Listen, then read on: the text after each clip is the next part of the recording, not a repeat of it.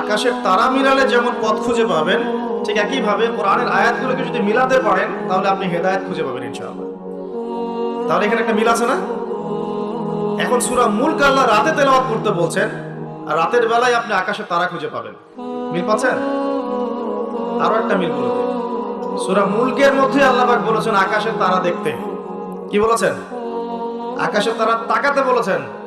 আকাশের দিকে তাকাও, আল্লাহর নিদর্শনগুলোর দিকে তাকাও, আসমানের তারাগুলোর দিকে তাকাও, দেখো এই সৃষ্টির মধ্যে তুমি কোন রকম খুঁত খুঁজে পাও কিনা, কোন ত্রুটি খুঁজে পাও কিনা। পাওয়া যাবে?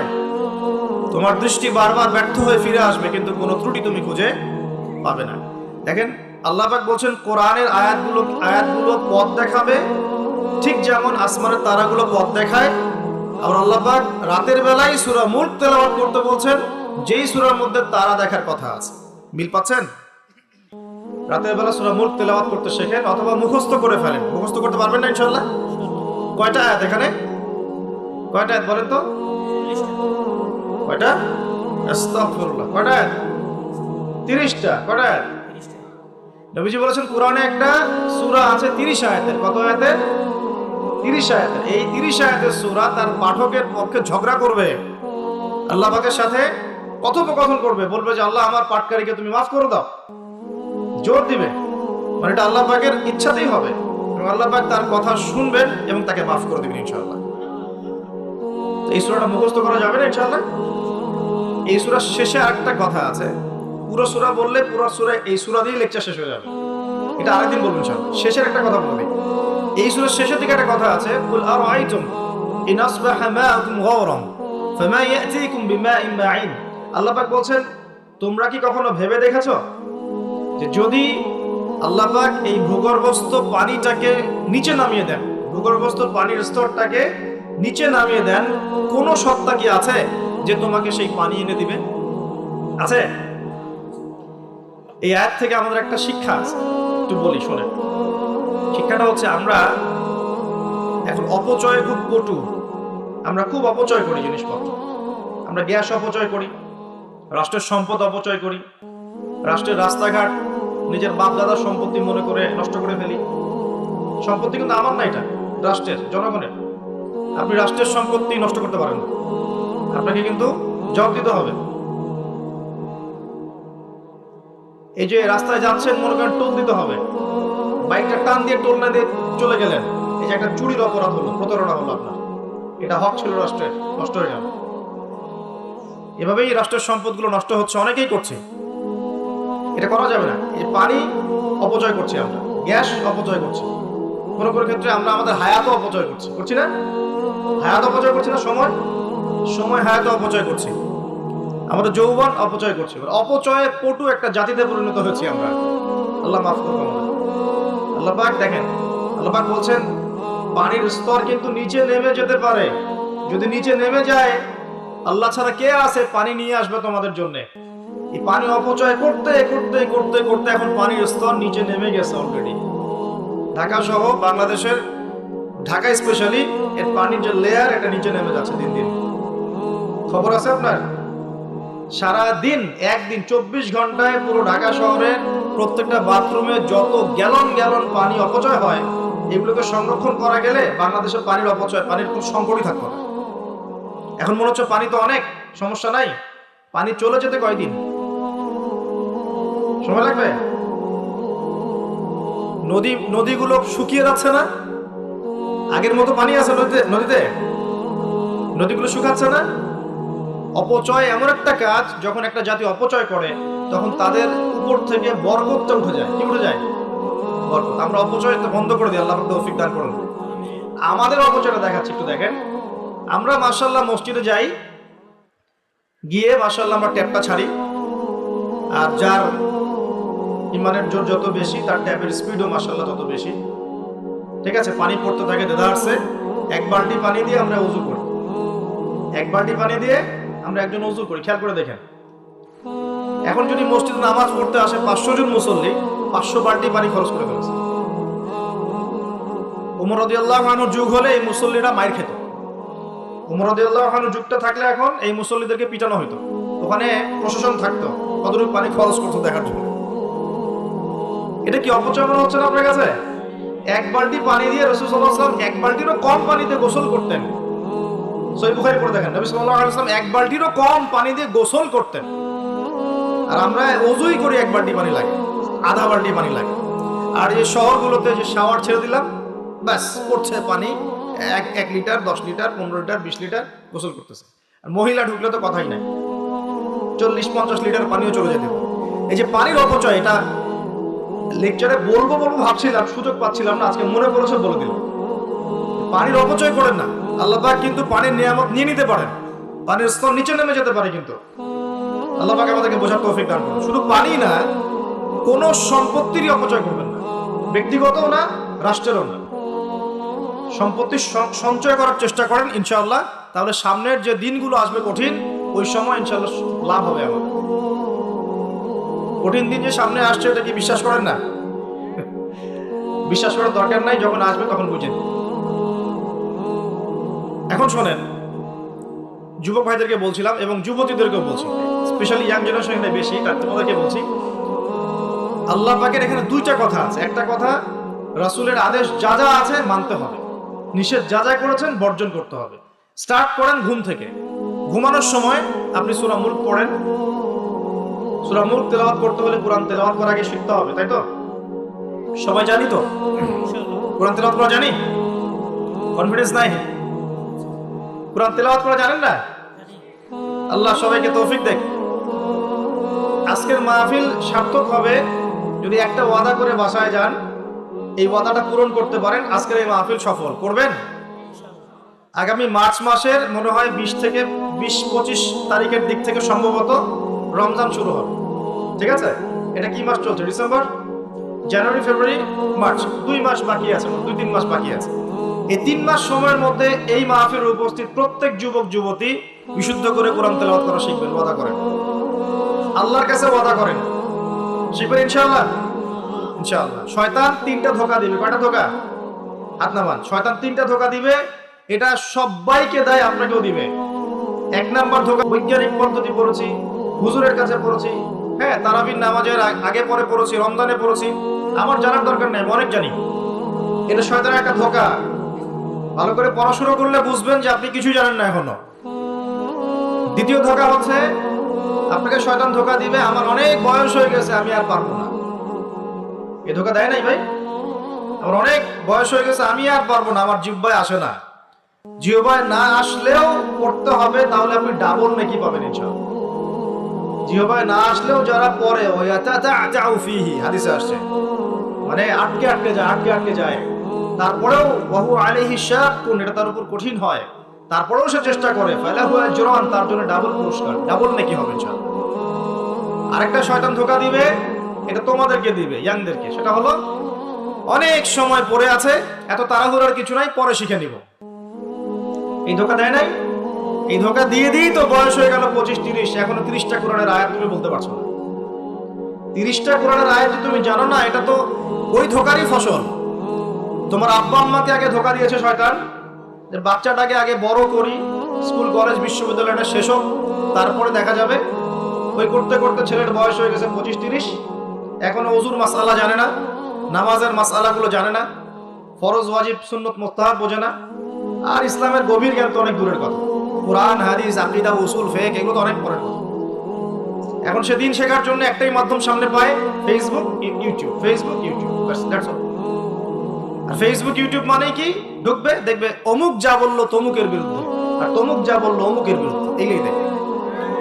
এখানে শেখার তো তেমন কিছু নাই, আপনি তো এখানে সমালোচনা শিখবেন খালি। এখানে শিখবেন কিভাবে ওয়াজ মাহফিলে উঠে কাউকে তুচ্ছ তাচ্ছিল্য করতে হয়। আপনি শিখছেন এখানে কিভাবে একজন আরেকজনকে গালি দিচ্ছে, কিভাবে একদল আরেক দলকে গালি দিচ্ছে, কিভাবে এ তার বিরুদ্ধে বলছে, ও তার বিরুদ্ধে, এটা তো শিখছেন আপনি। তাহলে সঠিক শিক্ষা পাবেন কোথায়? এখানে ঈমান রিচার্জ করবেন, সঠিক শিক্ষাটা পাবেন কোথায়? আপনাকে তো আলেম ওলামার কাছে সোহবতে যেতে হবে তো, এবং সিলেবাস ভিত্তিক পড়াশোনা করতে হবে তো। তাহলে শুধু এই ইন্টারনেটে ঢুকলে আপনি বিভ্রান্ত হয়ে যাবেন। ইন্টারনেট একটা ফিতনার জায়গা এখন, এটাকে মাধ্যম বানাতে পারেন আপনি, আপনি সহযোগী মাধ্যম বানাতে পারেন, কিন্তু একমাত্র মাধ্যম বানালেই সমস্যা আছে, আপনি শেষ, তখন সমস্যা হয়ে যাবে আপনার। এই কথাগুলো আমাদের বাস্তব জীবনের উপলব্ধি থেকে বলছি, ইনশাআল্লাহ আপনার জীবনে ফায়দা দিবে ইনশাআল্লাহ। প্রিয় যুবক ভাইরা, এই 3টা ধোঁকা থেকে বেঁচে থাকবেন। রাত্রেবেলা কি তেলাওয়াত করবেন তাহলে? কোন সূরা? সূরা মুলক। আচ্ছা, ফজিলত কি কি ফজিলত? ইনশাআল্লাহ আপনাকে আল্লাহ রাব্বুল আলামিন এই সূরা তেলাওয়াতের বরকতে, এর ওসিলা ইনশাআল্লাহ কবরের আযাব থেকে বাঁচাবেন ইনশাআল্লাহ। কবরের আযাব সত্য না মিথ্যা? চোখে দেখা যায়? কোন পরীক্ষাগারে প্রমাণ করা যায়? তাহলে পশ্চিমারা যে বলে পরীক্ষা নিরীক্ষা পর্যবেক্ষণ ছাড়া কোনো জ্ঞান নেওয়া যাবে না, তাহলে কি হবে? এই যে শিক্ষা ব্যবস্থা দাঁড়িয়ে আছে এখনকার এই দর্শনের উপরে, পরীক্ষা নিরীক্ষা পর্যবেক্ষণ চাক্ষুষ না দেখা পর্যন্ত কিছু বিশ্বাস করি না। যদি বিশ্বাস করেন তখন আপনাকে বলবে ধর্মান্ধ হয়ে ব্যক্তি। কি বলবে? কথা বোঝেন না আমার? হ্যাঁ, ওদের ফিলোসফি অফ এডুকেশন, মানে আমরা বলি এটাকে এপিস্টিমোলজি, আমাদের ফিলোসফিতে বলতো এপিস্টিমোলজি, মানে জ্ঞান তত্ত্ব। এই শব্দের অর্থ হচ্ছে কি? জ্ঞান তত্ত্ব। ওদের জ্ঞান তত্ত্ব হচ্ছে যে যেটা ভিজুয়াল না, আমরা যা দেখি না, এবং যেটা স্পর্শ করা যায় না, ইন্দ্রিয় দিয়ে উপলব্ধি করা যায় না, মানে স্পর্শ করে বোঝা যায় না, গন্ধ নিয়ে বোঝা যায় না, তারপরে কঠিন তরল না বায়বীয় পরীক্ষা করা যায় না, পরীক্ষা নিরীক্ষা পর্যবেক্ষণের মাধ্যমে সিদ্ধান্তে আসা যায় না, এটাকে জ্ঞান বলে না। যদি এটাকে এই সিঁড়িগুলো উত্তরানো যায় তখন সেটা জ্ঞান, ওদের দর্শন এটা। তাহলে এখন কবরের আযাবটাকে আপনি কি করবেন? এখন কবরের আযাব নাই, তাহলে এখন তো আপনাকে আল্লাহ পাকের কথায় বিশ্বাস করতে হচ্ছে না, গায়েবে বিশ্বাস করতে হচ্ছে। তাহলে এখন আপনি যখন গায়েবে বিশ্বাস করতে যাবেন, ওরাই আপনাকে তোকমা দিয়ে দিবে তো ধর্মান্ধ, এবং ওয়ার্ল্ড আপনাকে আক্রমণ করবে তখন। যেমন মুসলিমদেরকে এখন আক্রমণ করছে না এগুলো দিয়ে, এগুলো এমনি এমনি আসে নাই, এটা পরিকল্পিত। আপনার ভিত্তিটাকে নড়িয়ে দিবে। তাই তো আসলেই তো আল্লাহকে তো দেখি না, ফেরেশতা তো দেখি না, জিন জাতিকে তো দেখি নাই, আত্মা তো দেখি না, কবরের আযাব তো দেখি না, কেন বিশ্বাস করবো? এই জন্য দেখবেন একটা প্রজন্ম তৈরি হয়েছে এখন, ওরা বলে যে আমি তো আল্লাহ কোরআন এগুলো তো খুব একটা বিশ্বাস করি না। আছে না এমন লোকজন আশপাশে আপনার? এদের সংখ্যা বাড়ছে না কমছে? দিন দিন বাড়ছে। হয়তো আপনার কাছে মনে হচ্ছে যে এদের সংখ্যা হয়তো বেশি না, কিন্তু দিন দিন বাড়ছে। একটা তথ্য দিয়ে যে আপনাদেরকে এখানে শোনেন, বিগত 100 বছরে, কত বছরে? বিগত 100 বছরে বিশ্বের 3টা দর্শন খুব চলেছে। কয়টা দর্শন? 3টা। একটা হচ্ছে এলিমিনেশন, ওরা বলে কি এলিমিনেশন, মানে কনসেপ্ট অফ গড, মানে আল্লাহর বিশ্বাসটাকে সরিয়ে দেয়া, এটাকে এলিমিনেট করা। দেখবেন পশ্চিমারা সহ এই উন্নত সভ্যতা, সো-কল্ড উন্নত সভ্যতারে কিন্তু আল্লাহই বিশ্বাস করে না। তারা নাস্তিকতার আদর্শ ছড়িয়ে দিচ্ছে, কিন্তু তারা বিজ্ঞানে বিশ্বাস করে, আল্লাহ বিশ্বাস করে না। কিন্তু বিজ্ঞান যদি বলে কবরের আযাব বলে কিছু আছে, ওরা বিশ্বাস করবে, অবশ্যই বিশ্বাস করবে। কিন্তু আল্লাহ যদি বলেন কবরের শাস্তি আছে, তারা বিশ্বাস করবে না। আমার কথা বোঝাতে পারছি? আচ্ছা, এটা একটা। 2 নম্বর হচ্ছে ম্যাটেরিয়ালিজম, মানে বস্তুবাদিতা, মানে মানুষকে দুনিয়া, খাও দাও ফুর্তি করো, ব্যাংক ব্যালেন্স, টাকা পয়সা, জমি জমা, স্ট্যাটাস, এইটুকুর মধ্যে সীমাবদ্ধ করেছে। চিন্তাগুলোকে এর মধ্যে সীমাবদ্ধ করেছে। পরকালের জীবন, ওইখানে জবাবদিহিতা, আল্লাহর সামনে দাঁড়ানো, এগুলো বাতিল, এগুলো পড়ে। মানুষকে দুনিয়ার দিকে ফোকাস করেছে। দেখেন না এখন ফ্লাইওভারে দাঁড়াবেন, দেখবেন মানুষ ছুটছে, সারাদিন ছুটছে। কিসের পিছনে? পরকাল, দুনিয়ার পিছনে। অল্প কিছু মানুষ আছে যারা একটু ধর্মান্ধ টাইপের নাকি, তারা ছোটে ধর্মের দিকে। আরেকটা আছে 3 নাম্বার, এটা হলো চ্যালেঞ্জ এগেইনস্ট রিলিজন, মানে ধর্মের বিরুদ্ধে চ্যালেঞ্জ উত্থাপন করা, যে ধর্মের এটা কেন, ধর্মের ওইটা কেন, হ্যাঁ মুসলিমদের মধ্যে পর্দা কেন, চুরি করলে চোরের হাত কেন কাটতে হবে, বর্বর একটা বিষয়। তারপরে ইসলামে বহু বিবাহ কেন, ঠিক আছে, তারপরে বিয়ের এক্সাক্ট কোনো বয়স নাই কেন, মানে এই যে কনসেপ্ট থ্রো করছে না, এগুলো চ্যালেঞ্জ, রিলিজিয়নকে চ্যালেঞ্জ করা, এই দর্শনটা ছড়িয়ে দেওয়া হয়েছে বিগত 100 বছর। এই তথ্যটা আপনাকে জানিয়ে দিলাম, ইনশাআল্লাহ আপনাদের স্টাডির ক্ষেত্রে কাজে দিবে। প্রিয় ভাইরা, পরিবেশটা নষ্ট করবেন না, যাদের কোনো হাজত আছে পিছন দিক দিয়ে চলে যান। আজকে রাত্রে ঘুমানো থেকে শুরু করে দেন রাসূলুল্লাহ সাল্লাল্লাহু আলাইহি ওয়াসাল্লামের সুন্নাহর উপর আমল করা। পারা যাবে না ইনশাআল্লাহ? প্রথমে সূরা মুলক, তারপরে আপনি পড়বেন সূরা ফালাক, নাস, ইখলাস, 3 বার, মোট 9 বার। এবং প্রত্যেক 3 বার শেষ হলে আপনি 2 হাতকে একত্রিত করে ফু দিয়ে নিজের মাথা থেকে নিয়ে যতদূর পর্যন্ত পারেন মাসাহ করবেন। ইনশাআল্লাহ রাত্রেবেলা আপনাকে কোনো দৃশ্য অদৃশ্যের প্রতি স্পর্শ করবে না। ঘুমের মধ্যে অনেক সমস্যা হয় না অনেকের, ওই যে বলে বোবা ধরে, দুঃস্বপ্ন দেখেন, হ্যাঁ ভয় পান, আছে না এগুলো সমস্যা? এই সব সমস্যার সমাধান কি মেডিকেল সায়েন্স করতে পারে? যাবেন একটা অ্যান্টি ডিপ্রেশন ওষুধ দিয়ে দিবে অথবা একটা ঘুমের ওষুধ দিয়ে দিবে, ঘুমান। কিন্তু সব সমস্যার সমাধান কে করতে পারে?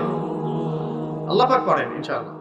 এগুলো নিঃসন্দেহে কোনো না কোনো ভিত্তি এবং পিছনের একটা ব্যাখ্যা আছে, যেটা হয়তো আমাদের নাও জানা থাকতে পারে, হতে পারে না?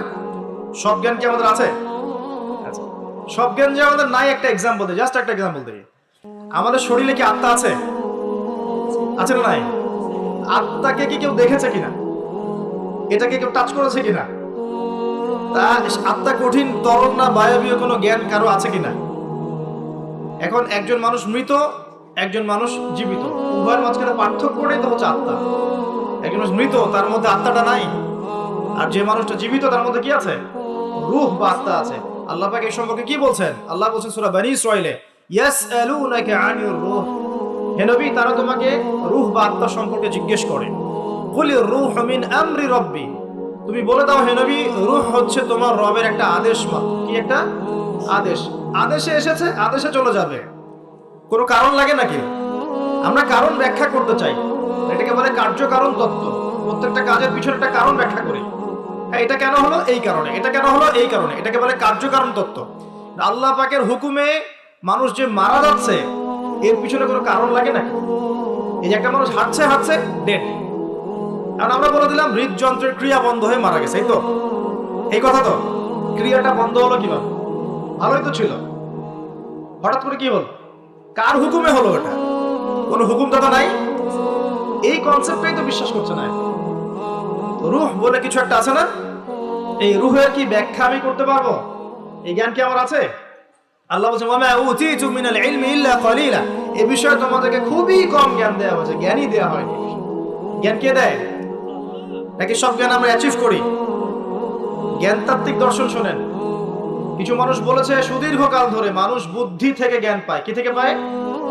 বুদ্ধি থেকে। আবার কিছু মানুষ বলেছে মানুষ অভিজ্ঞতা থেকে জ্ঞান পায়। কি থেকে? অভিজ্ঞতা। অভিজ্ঞতা হয়েছে, জ্ঞান পেয়েছে, আগে জানতাম না এখন জানছেন। এখানে বিষয়টা কি? এর চূড়ান্ত বক্তব্যটা কি? চূড়ান্ত বক্তব্য দিয়েছে ইসলাম। ইসলাম বলছে ওয়াকুলিল হাক্কু মির রাব্বিকুম, হক বা সত্য রবের পক্ষ থেকে আসে। সূরা বাকারায় আছে ওয়াআল্লামা আদামাল আসমাআ কুল্লাহা, আল্লাহ পাক আদম আলাইহিস সালামকে সমস্ত নাম শিক্ষা দিয়েছেন। সূরা আলাদে আছে আল্লামাল ইনসান মা লাম ইয়ালাম, মানুষকে সেই জ্ঞান শিক্ষা দিয়েছেন যা মানুষ জানতো না। জ্ঞানকে শিক্ষা দিয়েছেন, জ্ঞানকে শিক্ষা দিয়েছেন। তাহলে জ্ঞান কার পক্ষ থেকে আসে? এখানে একটা কথা মনে রাখবেন, আপনার যদি অনেক বড় ডিগ্রি সার্টিফিকেট থাকে, যদি হৃদয়টা পরিচ্ছন্ন না হয়, হৃদয়ে নূর না থাকে, আল্লাহর মারিফত বসিরা না থাকে, তাহলে কিন্তু আল্লাহর পক্ষ থেকে জ্ঞান পাওয়া খুব ডিফিকাল্ট। আপনি কাগজের কিছু জ্ঞান পেতে পারেন, তথ্য পেতে পারেন, ইনফরমেশন পেতে পারেন, প্রকৃত জ্ঞান পাওয়া খুব টাফ আছে। আল্লাহ পাক বোঝার তৌফিক দান করুন। সূরা ফালাক নাসের ক্লাস পড়বেন, সূরা মুলক পড়বেন, ওযু করার কথা বলেছি। এর পাশাপাশি আপনি সূরা কাফিরুন পড়বেন। কোন সূরা? কোনটা বলেন তো? প্রথম লাইন কি? কুল ইয়া আইয়ুহাল কাফিরুন। মাশাআল্লাহ। আচ্ছা, এই সূরাটা ফজিলত আছে। যদি আপনি প্রত্যেক রাতে সূরা কাফিরুন পড়েন ঘুমানোর আগে, ইনশাআল্লাহ তাআলা আল্লাহ পাক আপনাকে আমাকে শিরকের পাপ থেকে বাঁচিয়ে রাখবেন ইনশাআল্লাহ। কিসের পাপ? শিরকের পাপ কি সবচেয়ে বড় পাপ না ছোট পাপ? একটা হাদিস বলে দেই, ইনশাআল্লাহ যথেষ্ট হবে। রাসূলুল্লাহ সাল্লাল্লাহু আলাইহি ওয়াসাল্লামকে আল্লাহ পাক একটা ওয়াদা করেছেন। কি ওয়াদা করেছেন? আল্লাহ পাক বলছেন মেরাজের রাতে, হে নবী মুহাম্মদ সাল্লাল্লাহু আলাইহি ওয়াসাল্লাম, তোমার উম্মতের মধ্যে কোনো ব্যক্তি যদি, তোমার উম্মতের মধ্যে যে কোনো ব্যক্তি যদি আসমান জমিন সমান পাপ নিয়ে আমার সামনে হাজির হয়, কিন্তু আমার সাথে কাউকে শরীক করেনি, শিরকের পাপ নাই, আমি আল্লাহ তার সামনে আসমান জমিন সমান গুনাহ, আসমান জমিন সমান ক্ষমা নিয়ে হাজির হব। কথা কি বুঝতে পারছেন? অনেক পাপ করেছেন আপনি, পাপের শেষ নাই, কিন্তু আপনি শিরকের পাপ করেন নাই। ইনশাআল্লাহ একদিন না একদিন আপনি জান্নাতে যাবেন ইনশাআল্লাহ। আল্লাহ পাক সমস্ত পাপ মাফ করতে পারেন, কোন পাপ ছাড়া? শিরক। হ্যাঁ, তওবা করলে এখনই মাফ করতে পারেন ইনশাআল্লাহ। তো এই শিরকের পাপ থেকে আপনাকে বাঁচাবে কোন সূরা? সূরা কাফিরুন। তেলাওয়াত করেন, দেখবেন শিরক আপনি চিনে ফেলবেন ইনশাআল্লাহ, সেখান থেকে আপনি দূরে থাকতে পারবেন ইনশাআল্লাহ। আর শিরক থেকে বাঁচার জন্য একটা কিতাব আমি সাজেস্ট করেছি অনেকবার, কিতাবুত তাওহীদ। কোন কিতাব? কিতাবুত তাওহীদ। এর শারাহ বা ব্যাখ্যা আছে, অনেকগুলো প্রকাশনা থেকে বের হয়েছে, কিনতে পারেন। বাংলায় অনুবাদ করা আছে, বইটা পড়তে পারেন। তবে বইটা একটু কঠিন, অনেকে হয়তো বুঝতে পারবেন না সবকিছু।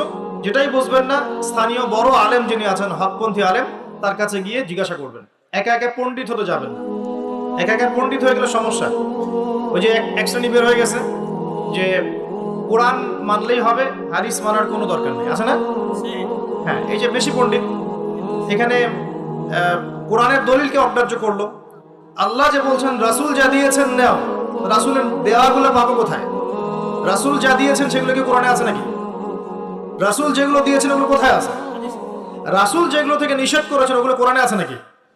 রাসূল যেগুলো নিষেধ করেছে কোথায় আছে? তাহলে এই অংশটুকু বাদ দিয়ে কোরআন মানা যাবে নাকি? তার মানে হচ্ছে আমি কোরআনটাই তো মানলাম না, তাহলে আমি কোরআনটাই মানিনি আসলে। তো এই যে সমস্যা, নিজে বেশি পণ্ডিত হতে গেলে প্রবলেম আছে। ওলামায়ে কেরামের সাথে সম্পর্ক রাখতে হবে। আর কোন ওলামায়ে কেরামের সাথে সম্পর্ক রাখবেন? যাদের সকালের ফতোয়া দুপুরের একটা পিটানিতে রাত্রে চেঞ্জ হয়ে যায়।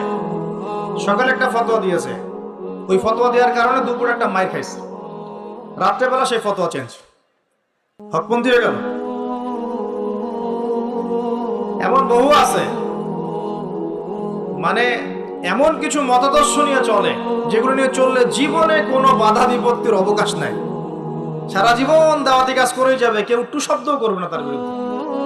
রাসূলুল্লাহ সাল্লাল্লাহু আলাইহি ওয়াসাল্লামকে 23 বছরে এত মার খেতে হইলো কেন? তাহলে আমাকে একটা প্রশ্নের উত্তর দেন। লা ইলাহা ইল্লাল্লাহ এর দাওয়াত তো নবী সাল্লাল্লাহু আলাইহি ওয়াসাল্লামও দিয়েছেন, আর আমিও দিচ্ছি, আপনিও দিচ্ছেন। তো রাসূলুল্লাহ সাল্লাল্লাহু আলাইহি ওয়াসাল্লামের উপরে এত বাধা বিপত্তি, নির্যাতন, নিপীড়ন নেমে আসে, আর আপনার ঘরে এত এত এত অর্থ সম্পদ পড়ে আসতেছে, ঘটনাটা কোথায়? তাহলে এই লা ইলাহা ইল্লাল্লাহ গুলোর মধ্যে নিশ্চয়ই পার্থক্য দেখা যাচ্ছে। কথা মানে বোঝেন না?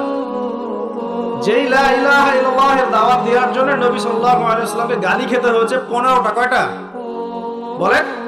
15টা গালি খেতে হয়েছে। আর রাহিবুল মাকতুম বই পড়ে দেখেন, যেই লা ইলাহা ইল্লাল্লাহ এর দাওয়াত দেওয়ার কারণে রাসূলকে 16 বার হত্যা করার চেষ্টা করা হয়েছে। কতবার? পড়েন, সিরাতের বই পাবেন। মক্কা বিজয়ের সময়, তাওয়াফ করার সময়ও তাকে হত্যার চেষ্টা করা হয়েছে। যেই লা ইলাহা ইল্লাল্লাহ দাওয়াত দেওয়ার জন্য নবী সাল্লাল্লাহু আলাইহি ওয়াসাল্লামের ঘাড়ে উটের নাড়ি ভুঁড়ি চাপিয়ে দেওয়া হয়েছে, দেশান্তরিত করা হয়েছে। তায়েফের মানুষ ইটপাটকেল নিক্ষেপ করেছে, রক্ত ঝরেছে। সেই একই লা ইলাহা ইল্লাল্লাহ এর দাওয়াত দেওয়ার পরে আমার ঘরে বিলিয়ন বিলিয়ন ডলার আসতেছে। সমস্যা কোথায়? তবে সমস্যা কোন জায়গায়? নিঃসন্দেহে উভয় লা ইলাহা ইল্লাল্লাহ এর মধ্যে পার্থক্য আছে। হ্যাঁ, আমি এমন লা ইলাহা ইল্লাল্লাহ দাওয়াত দিচ্ছি যে দাওয়াত দিলে কোনো সমস্যা নাই, আমি সব তরকারিতেই চলবো, পার পেয়ে যাবো ইনশাআল্লাহ। আর যদি হকপন্থী লা ইলাহা ইল্লাল্লাহ দাওয়াত দিতে যান তাহলে সমস্যা আছে। আল্লাহ রাব্বুল আলামিন আমাদেরকে সৎ কাজের আদেশের সাথে সাথে অসৎ কাজে নিষেধ করার তৌফিক দান করুন। আমিন।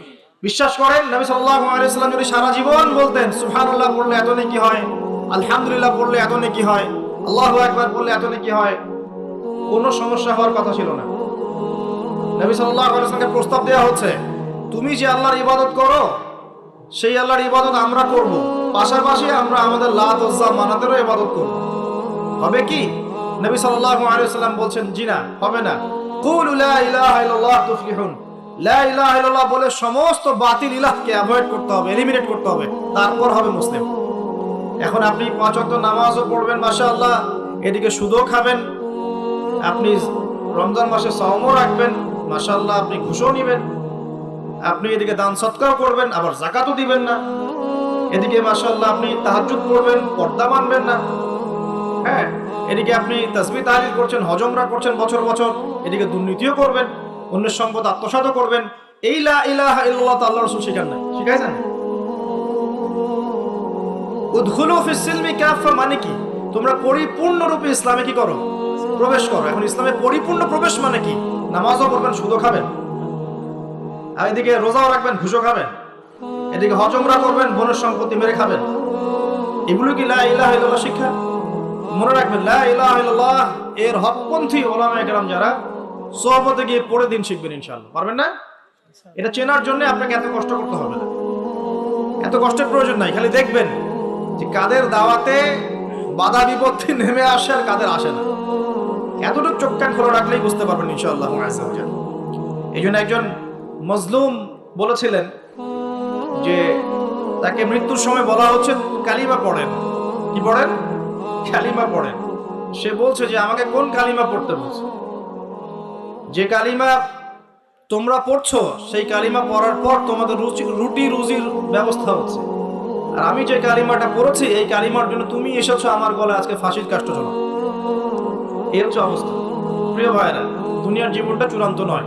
এখানে সফল হতে হলে একটা আয়াতেই যথেষ্ট আপনার জন্য। আজকে রাসূল যা দিয়েছেন নিয়ে নেন, যা দেন নাই ছেড়ে দেন, যা নিষেধ করেছেন ছেড়ে দেন, ব্যাস। আর কিছু করতে হবে।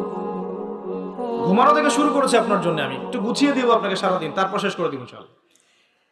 এবার আপনি ডান পাশে কাত হচ্ছেন, হয়ে বলবেন আল্লাহুম্মা বিইসমিকা আমুতু ওয়া আহইয়া।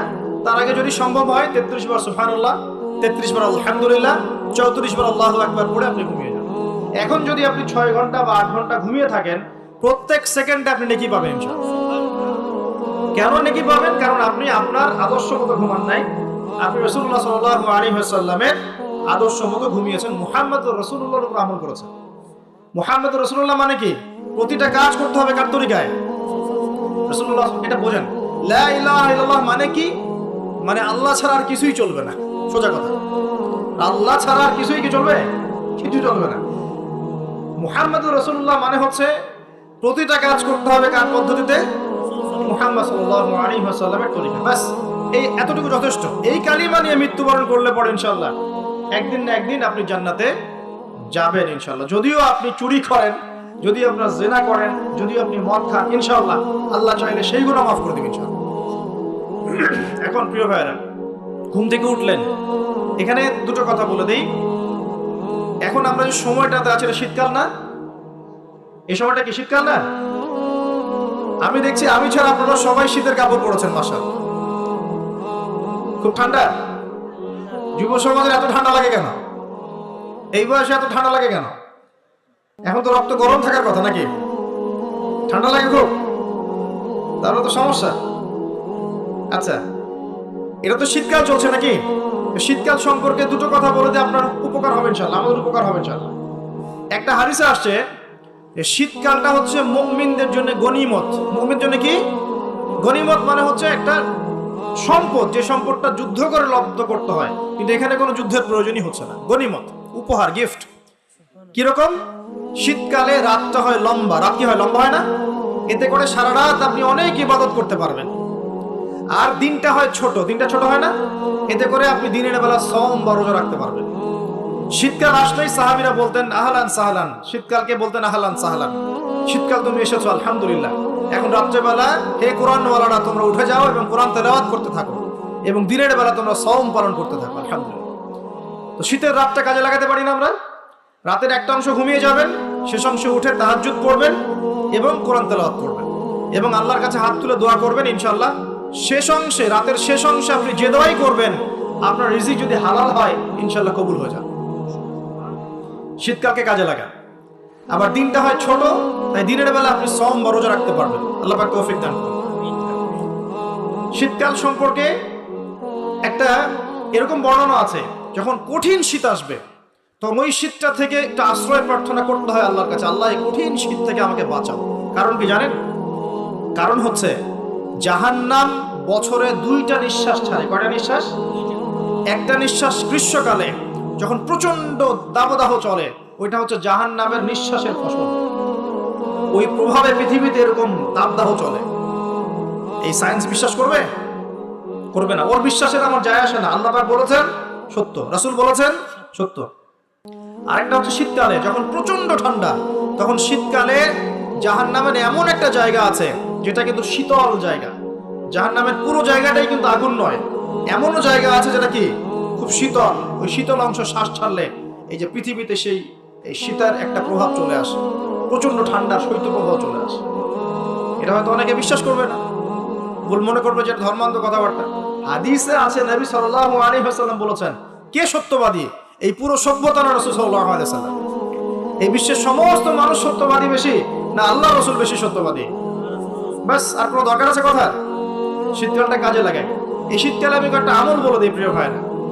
শীতকালে নবী সাল্লাল্লাহু আলাইহি ওয়াসাল্লাম এই যে তাহাজ্জুদ পড়তে উৎসাহিত করেছেন, সওম রাখতে উৎসাহিত করেছেন, এবং সাহাবীরা কোরআন তেলাওয়াত করতে উৎসাহিত করেছেন। একটা হাদিসে আছে তিনটা কাজ মানুষের গোনার একটা বড় বড় অংশকে মিটিয়ে দিবে। এক নম্বর কাজ হচ্ছে সংকটকালীন অবস্থায় দান, মানে আপনার দান করার এখন সামর্থ্য খুব কম, টাকা পয়সা টানা হেসরা আছে, এখন আপনি দান করছেন, এই দানের বিনিময়ে আল্লাহ পাক গুনাহ আপনার মাফ করে দিবেন ইনশাআল্লাহ।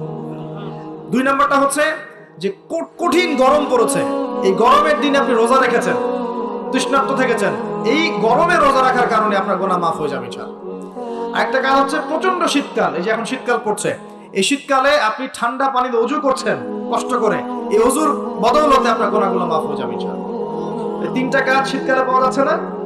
তিন নম্বর কাজটা শীতকালে পাওয়া যাচ্ছে না, যে শীতের সময় পূর্ণাঙ্গ রূপে ওযু করলে আপনার গুনাহগুলো মাফ হয়ে যাবে ইনশাআল্লাহ। তো শীতকালে মাশাআল্লাহ আমাদের ওয়াজ মাহফিলগুলো হবে, ওয়াজ মাহফিলগুলোতে অ্যাটেন্ড করবেন, ঈমান রিচার্জ করবেন, রাতের বেলা তাহাজ্জুদ পড়বেন ইনশাআল্লাহ, তাড়াতাড়ি ঘুমিয়ে যাবেন যাতে করে শেষ রাতে আপনি উঠতে পারেন, রাতটা লম্বা হবে, একটা অংশে কোরআন তেলাওয়াত করবেন, একটা অংশে দোয়া করবেন ইনশাআল্লাহ তাআলা। আল্লাহ পাক দুনিয়া আখিরাতের যত হাজত আপনার পূর্ণ করে দিবেন ইনশাআল্লাহ। আর দিনের বেলা সম্ভব হলে সওম রাখবেন। আরেকটা কাজ আমাদের করা উচিত, এটা আমি মাহফিলের মাধ্যমে অ্যানাউন্স করছি, আমাদের উচিত শীতকালে আশপাশে যে দরিদ্র শীতার্থ মানুষগুলো আছে, স্পেশালি গ্রামাঞ্চলে, দেশের উত্তরাঞ্চলে কিন্তু প্রচুর শীত পড়ে, এরকম বিভিন্ন অঞ্চলে কিন্তু প্রচুর শীতার্থ মানুষ আছেন। এই শীতার্থ মানুষদের জন্য সামর্থ্যবানদের উচিত হবে শীত বস্ত্রের ব্যবস্থা করা, কম্বল হোক, অন্যান্য গরম কাপড় হোক, এগুলোর ব্যবস্থা করে বিভিন্ন ফাউন্ডেশন বা সংগঠন বা পলিটিক্যাল অ্যাসোসিয়েশন বা মসজিদ মাদ্রাসা এগুলোর উদ্যোগে এই শীত বস্ত্রগুলো মানুষের মাঝে বিতরণ করার চেষ্টা করতে হবে ইনশাআল্লাহ তাআলা। পারা যাবে না ইনশাআল্লাহ? আমরাও নিয়াত করছি ইনশাআল্লাহ এই শীতে আমরা পুরো বাংলাদেশ ব্যাপী আমাদের সামর্থ্য অনুযায়ী মানুষের সাদাকাগুলোকে কালেক্ট করে আমরা শীত বস্ত্র বিতরণ করবো ইনশাআল্লাহ তাআলা, এবং আমরা রিকোয়েস্ট করবো আপনাদের দানের হাতটাকে প্রশস্ত করতে। তবে মনে রাখবেন, কখনো যদি দেখেন যে আমার নামে বা আমাদের ফেসবুক আইডি ইউজ করে, পোস্টকে ইউজ করে কেউ দান সদকা চাচ্ছে, এনশিওর না হওয়া পর্যন্ত কেউ দান করবেন না। এরকম প্রচুর প্রতারক ফ্রড বের হয়েছে যারা আমাদের নাম ইউজ করে কিন্তু মানুষের কাছে টাকা পয়সা চাওয়ার চেষ্টা করছে। আমি কখনো মানুষের সামনে এভাবে কোনো প্রজেক্টের জন্য টাকা পয়সা চাই না। যদি চাই এইভাবে জনসমক্ষে এসে বলবো যে এই প্রজেক্টের জন্য চাচ্ছি।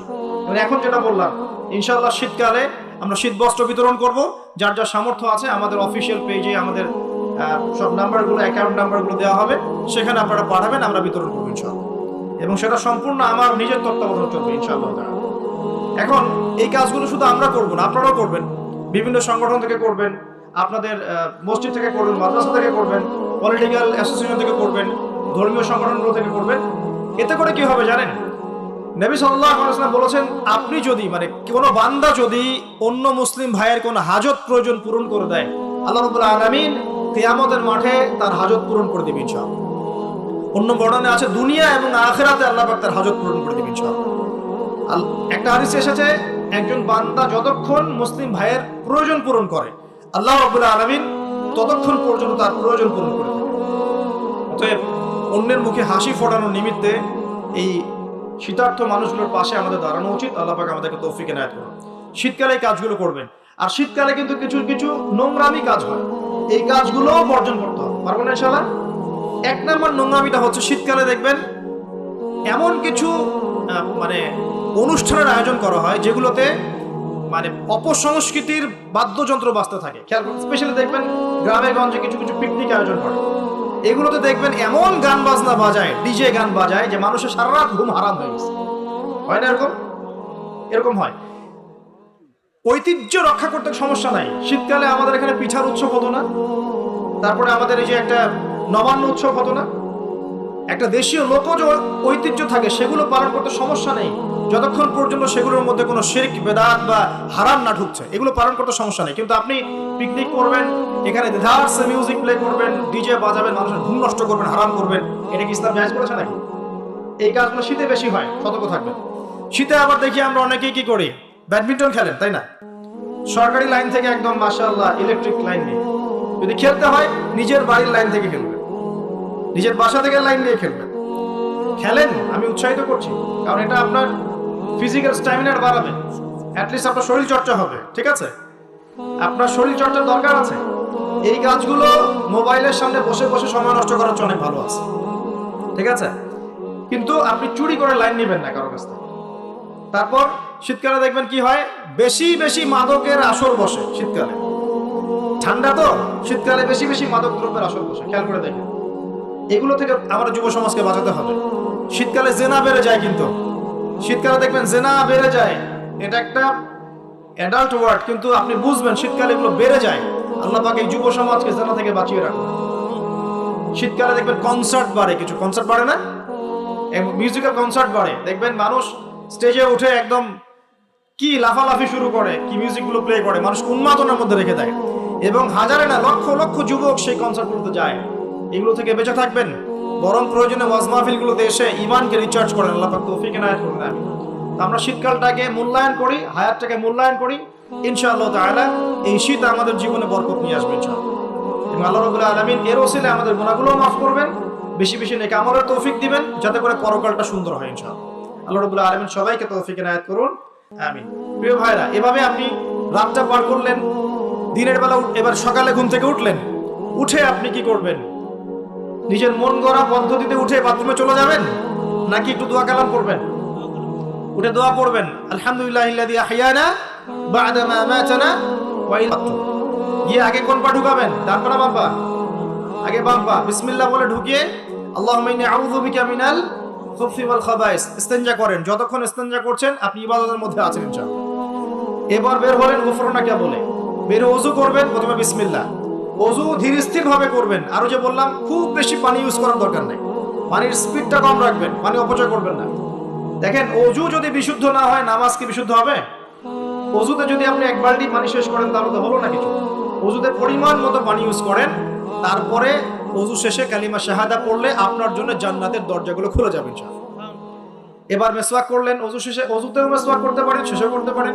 এবার আপনি পায়ে হেঁটে হেঁটে নামাজে যাচ্ছেন। নামাজে যাওয়ার সময় বাসা থেকে বের হবেন, এমনি এমনি বের হবেন না দোয়া করবেন? কোন দোয়া পড়বেন? বিসমিল্লাহি তাওয়াক্কালতু আলাল্লাহি ওয়ালা হাওলা ওয়ালা কুওয়াতা ইল্লা বিল্লাহ। বাস, বের হওয়ার সাথে সাথেই একজন ফেরেশতা আপনার সাথে চলে আসবে ইনশাআল্লাহ, শয়তান দূরে চলে যাবে। এবার পায়ে হেঁটে হেঁটে আপনি মসজিদ যাচ্ছেন, প্রত্যেক পদক্ষেপে হাঁটছেন, একটা করে পা ফেলছেন, একটা গুনাহ মাফ, একটা করে পা ফেলছেন, একটা নেকি লেখা হচ্ছে। আর কি চাই বলেন? আল্লাহ পাক রহমত দিচ্ছেন, মর্যাদা বাড়াচ্ছেন।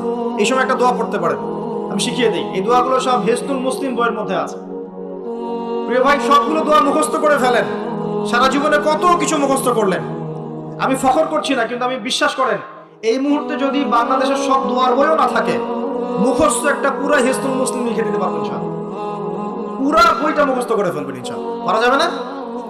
যদি ইসলাম তো এমনই, পৃথিবীতে যদি কোনো কোরআনের কপিস এখন না থাকে, এরকম কপিস, এরকম লক্ষ লক্ষ হাফেজ, কোটি কোটি হাফেজে কোরআন আছেন, আগামীকাল হওয়ার আগেই, সূর্য ওঠার আগেই কোরআন লেখা শেষ হয়ে যাবে।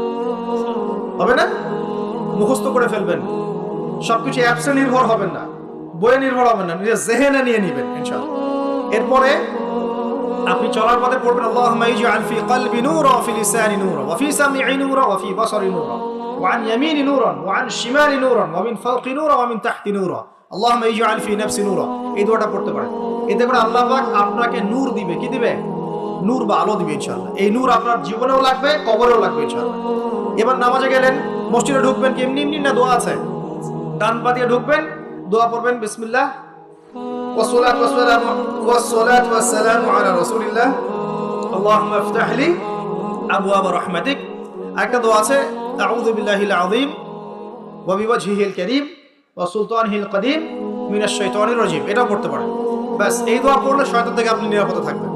নামাজে দাঁড়ালেন, এই যে ফজর পড়বেন, যোহর, আসর, মাগরিব, এসা 5 ওয়াক্তের নামাজ পড়বো না?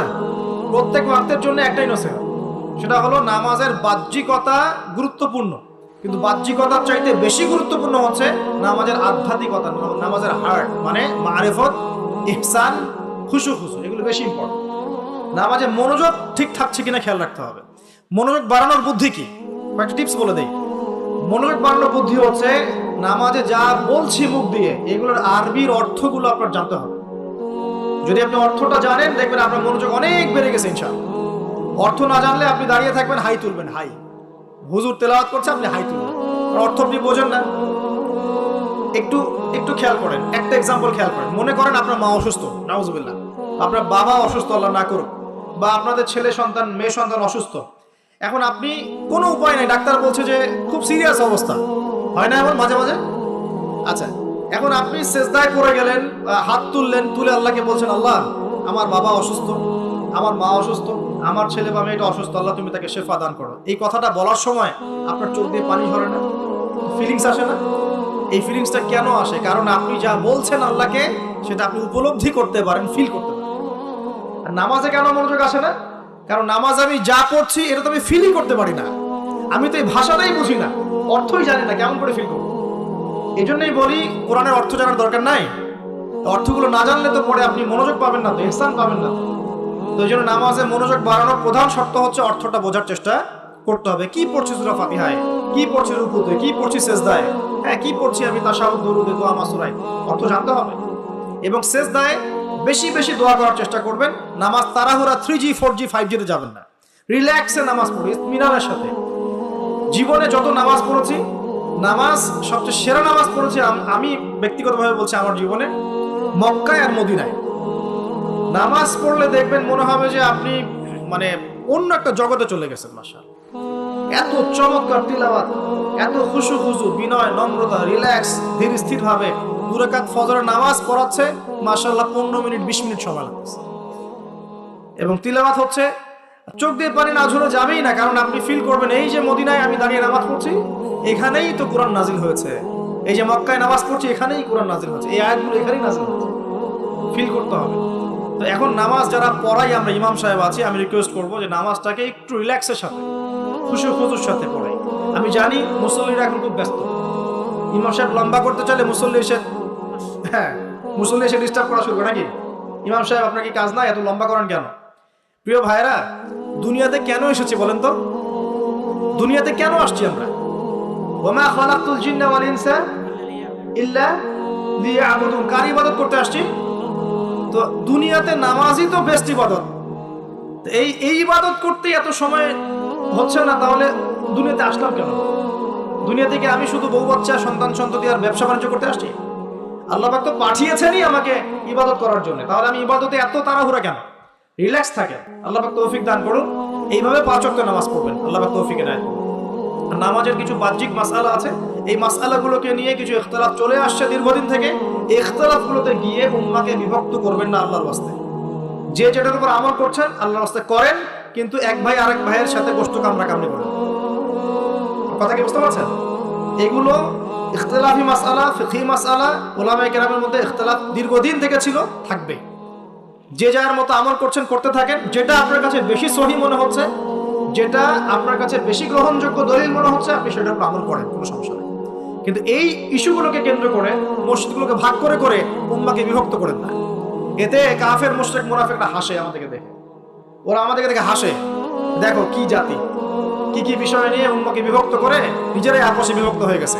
একটা বিভক্ত জাতিকে শাসন করা সহজ না ঐক্যবদ্ধ জাতিকে শাসন করা সহজ? বলেন। এখন আমরা তো বিভক্ত না ঐক্যবদ্ধ? সুবহানাল্লাহ, কাফের মুশরিকদের মধ্যে যদি 100টার মধ্যে 90টা বিষয়ে দ্বিমত থাকে, একটা বিষয় ঐক্যমত যে মুসলিমদেরকে ডমিনেট করতে হবে, মুসলিমদেরকে মানে ডিঙ্গিয়ে উপরে যেতে হবে, ওরা একমত, মাশাআল্লাহ, ওরা ঐক্যবদ্ধ। আর আমাদের মধ্যে যদি দেখেন আপনি যে 90টা বিষয় আমরা একমত, এই 4টা 5টা 6টা বিষয় আমরা দ্বিমত, ওই কয়েকটা বিষয় যথেষ্ট উম্মাহকে বিভক্ত করে ফেলার জন্য। তাহলে আমরা নিশ্চয়ই দূরদর্শিতা সম্পন্ন জাতি হলাম। আল্লাহ পাক জানেন আমাদের কবে বোধোদয় দিবেন। দোয়া করি আল্লাহ পাক এমন প্রজন্ম যেন নিয়ে আসেন যারা স্মার্ট হয়, বিচক্ষণ হয়, উম্মাহকে ঐক্যবদ্ধ করতে পারে। আমি যদি আমাদের দ্বারা না হোক, আল্লাহ পাক এমন প্রজন্ম নিয়ে আসুক যে এই প্রজন্ম আল্লাহ রাব্বুল আলামিনের জমিনে উম্মাহকে ঐক্যবদ্ধ করে উম্মাহকে এগিয়ে নিয়ে যাবে ইনশাআল্লাহ। প্রিয় ভাইরা, এভাবে নামাজ শেষ করেন। এখন নামাজের পর কি চলে যাবেন? জিকির আজগার আছে, তাসবিহ তাহলিল আছে, কোরআন তেলাওয়াত করতে পারেন। প্রয়োজন হলে বা সম্ভব হলে আপনি ইশরাকের নামাজ পড়তে পারেন। একটা কবুল হজ, একটা কবুল উমরার নেকি পাবেন ইনশাআল্লাহ। এরপরে আপনি প্রয়োজনে চাষতের নামাজ পড়তে পারেন। এখন নাস্তা খাবেন, নাস্তা খাওয়ার সময় কি মন গড়া ভাবে খাবেন নাকি রাসূলের পদ্ধতিতে খাবেন? রাসূলুল্লাহ সাল্লাল্লাহু আলাইহি ওয়াসাল্লামের মতো করে খান। 3 ভাগ খাবেন, 1 ভাগ খাবার, 1 ভাগ পানি, এক ভাগ ফাঁকা, এবং খাবার আগে বিসমিল্লাহ, শেষে আলহামদুলিল্লাহ। খাওয়াটাও কি হবে তখন? ইবাদত। এভাবে আপনি পড়াশোনা করবেন, এরপরে স্কুলে যাবেন বা কলেজে যাবেন বা বিশ্ববিদ্যালয়ে যাবেন বা আপনার চাকরি ক্ষেত্রে যাবেন, ব্যবসা ক্ষেত্রে যাবেন।